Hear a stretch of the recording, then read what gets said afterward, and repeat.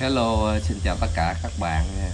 Hôm nay mình sẽ làm một cái clip là thay cái camera cho con flycam SJRC F11. Nói chung là qua một tháng sử dụng thì hôm đó mình đang bay thì nó có cái hiện tượng là tự nhiên nó mất hình ảnh xong cái rồi mà không còn thấy gì nữa, chỉ có hiện trên màn hình điện thoại là thấy những cái chức năng điều khiển thôi, còn hình ảnh camera hình như là không còn thấy. Đó. Thì hôm nay mình có đặt bên linh kiện RC cái cụm camera của SJRC F11 này mình thay vô cho nó. Nhờ mời các bạn theo dõi nha.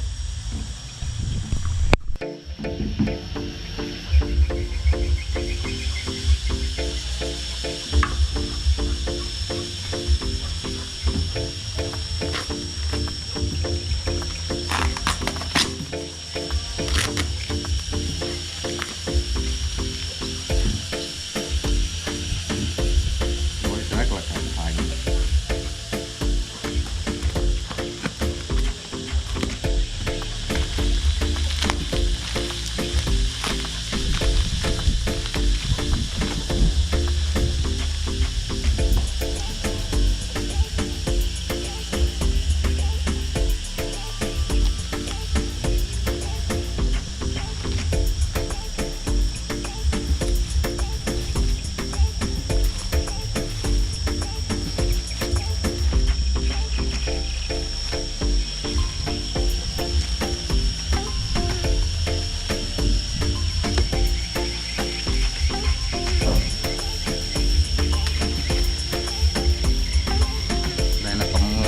Camera của F11 này các bạn, mình mua bên linh kiện RC với giá là 1.150.000 nha các bạn.